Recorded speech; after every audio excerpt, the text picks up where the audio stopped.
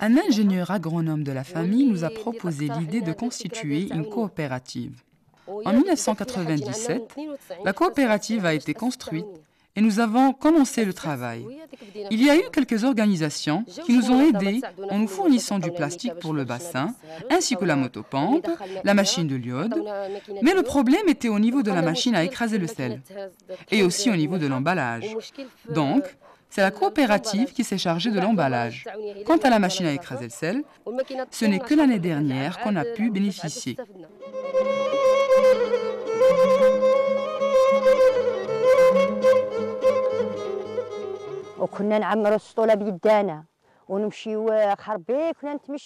Nous remplissons les seaux nous-mêmes et nous les transportons toutes seules en marchant. Quelques bassins sont tout près et d'autres plus loin, mais après avoir adhéré à la coopérative avec l'aide des organisations qui ont su la souffrance qu'on a subie, nous avons appris à travailler d'une manière moderne pour alléger notre pénibilité.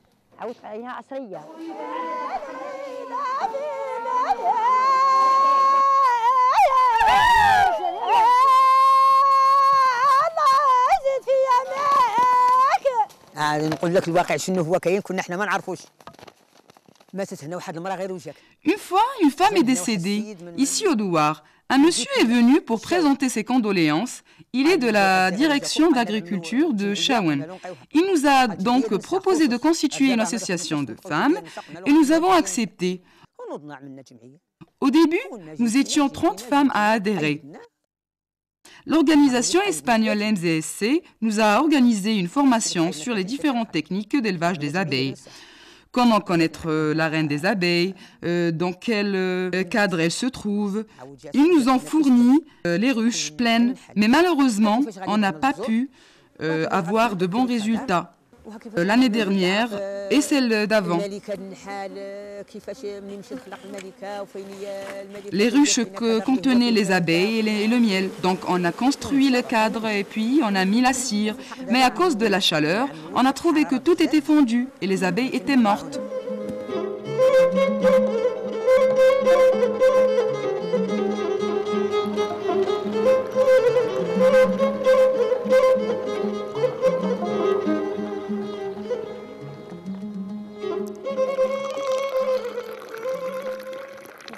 Au début, on a constitué l'association Nefzi pour le développement qui était à l'origine des coopératives qui suivaient. Cette association a connu la participation et la contribution de la femme et j'étais la première à y avoir participé. Cette association s'est constituée en 1999. L'idée de sa création était à l'initiative de l'organisation UNICEF qui s'intéresse surtout à la femme et à l'enfant. Le fait que nous avions 3 garderies traditionnelles, l'organisation nous a proposé de constituer une association et nous ont aidés à moderniser ces garderies et nous a aidés au niveau de l'éducation, vu qu'il y a 3 maternelles, et aussi pour mettre en place un centre d'éducation et de formation.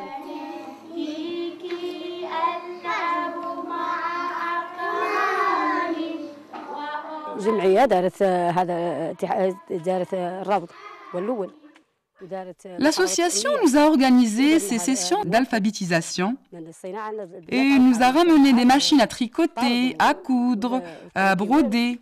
On ne travaille pas pendant la récolte des olives, ainsi que les mois 6 et 7, pendant la saison d'été, et la récolte des prunes, et la moisson. Pour les jeunes, il y a des possibilités pour qu'ils accèdent à l'Internet.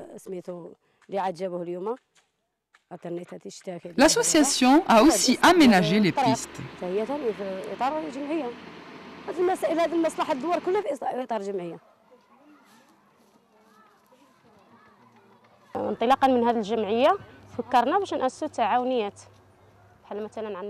À travers cette association, on a pensé à créer des coopératives.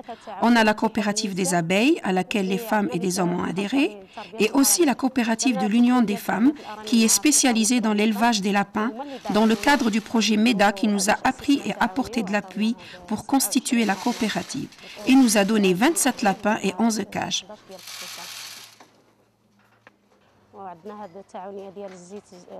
Nous avons aussi la coopérative de l'huile d'olive qui regroupe 84 femmes.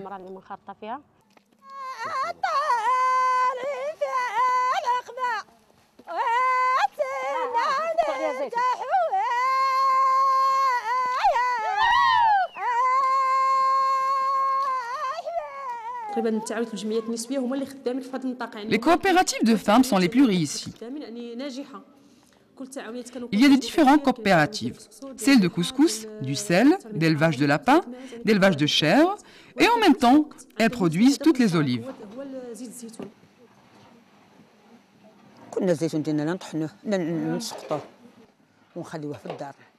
Autrefois, nous récoltions les olives et nous les laissions à la maison jusqu'à la fin de la récolte. Et après, on procédait à la trituration au niveau du moulin traditionnel. Mais l'huile est généralement forte et amère.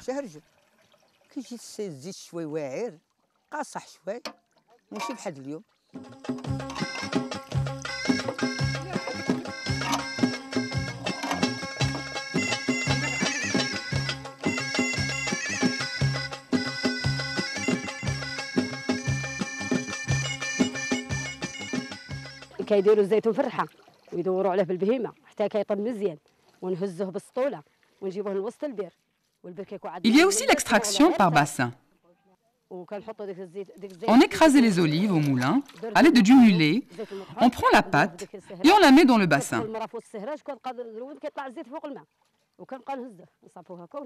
Après malaxage, l'huile remonte à la surface et on la récupère à l'aide d'un tissu propre.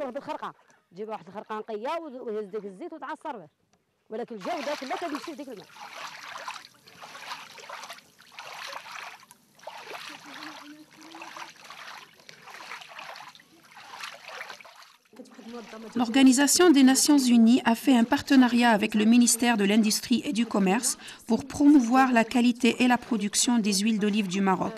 Ils ont commencé leur travail ici, dans cette région, avec les coopératives comme l'association Nour, coopérative Amana, coopérative Al-Wifaq, Al-Aad Al-Jadid, Misdaqiya.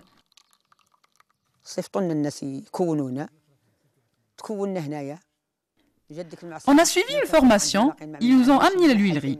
Mais le fait que nous n'avions pas où la mettre, ils l'ont déposée à Touragin, à Chaouen. Nous transportions nos olives jusqu'à là-bas pendant 2 ans. Nous, les femmes de l'association An-Nour, avions cotisé et collecté 75 000 dirhams pour acheter une partie du terrain.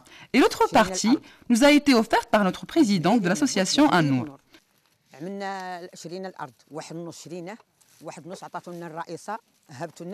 Nous avons acheté les matériaux, on a travaillé par nos propres mains et on a construit les murs, mais on n'avait pas les moyens suffisants pour bâtir le plafond. Donc, on a fait le tour des gens, mais les gens ici n'ont pas les moyens, donc tout est resté comme ça.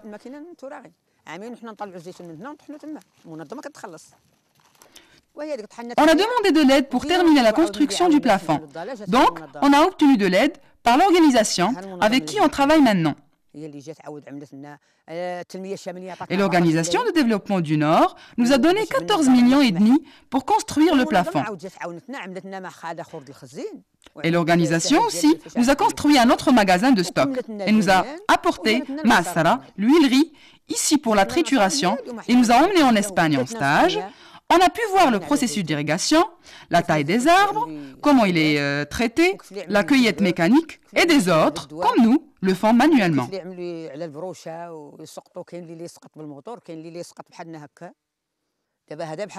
Ces olives-là, ce sont notre propre consommation. On ne va pas laisser nos maisons sans huile d'olive quand même. J'ai une grande maison. On consomme 500 litres par an. On a parfois des invités. Mes fils invitent leurs amis. Et d'autres gens, comme vous, qui viennent nous rendre visite. Donc, je garde 500 à 600 litres par an.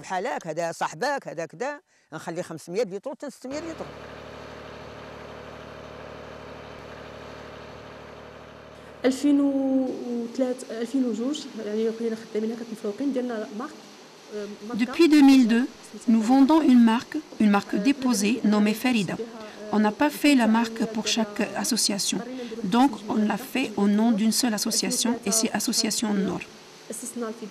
Au mois d'août 2003, on a constitué la Fédération des coopératives et des associations des femmes de Chefchaouen.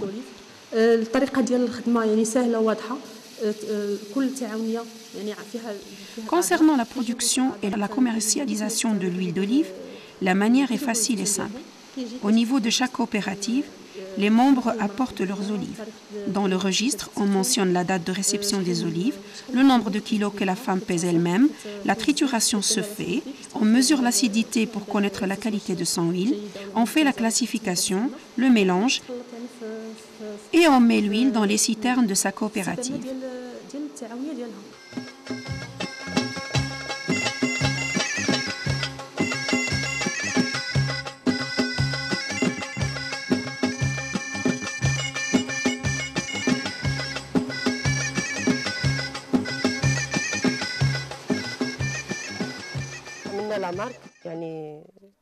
On a mis la marque. Au cours de 2 ans, on a pu avoir les 3 qualités, normale, bonne et extra vierge. Et ensuite, on a commencé à obtenir que la meilleure qualité.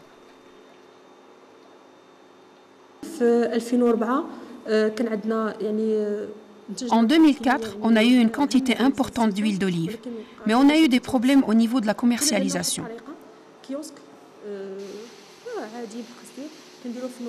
On a suivi une méthode, celle de constituer des kiosques de vente, par exemple à Ouazzane, à Chaouen, à Tétouan, à Larache.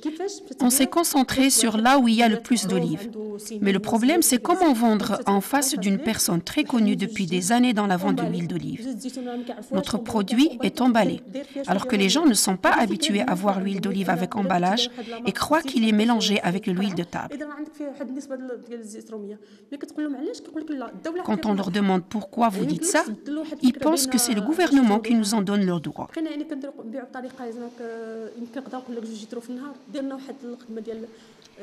On a commencé à vendre 2 litres par jour. On allait chez les gens en leur demandant de déguster notre huile d'olive et on leur dit « Si vous n'aimez pas, n'achetez pas ». On avait le même prix qu'au marché et parfois même moins. Un jour, une personne qui a une société en France nommée Zaytoun International a vu notre huile extra vierge emballée qui se vendait et nous a proposé de faire un partenariat. Il nous a demandé si nos papiers sont en règle et il a pris un échantillon pour l'analyse. Un mois après, il est revenu en nous proposant de lui livrer une grande quantité. Où il y avait peu d'olives, on a produit 2 tonnes qu'on a livrées pour la France. L'année d'après, on a livré 8 tonnes. Cette année, la France nous a demandé de lui livrer 30 tonnes.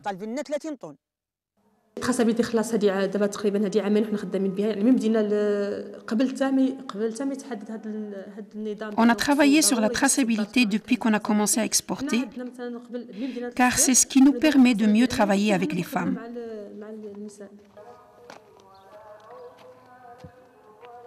Durant ces dernières années, on a fait des analyses de l'huile et le résultat qu'on a obtenu nous montrait que notre huile était bio. Nous avons obtenu la certification bio pour prouver que l'huile ne contient ni engrais, ni sel, ni produits phytosanitaires.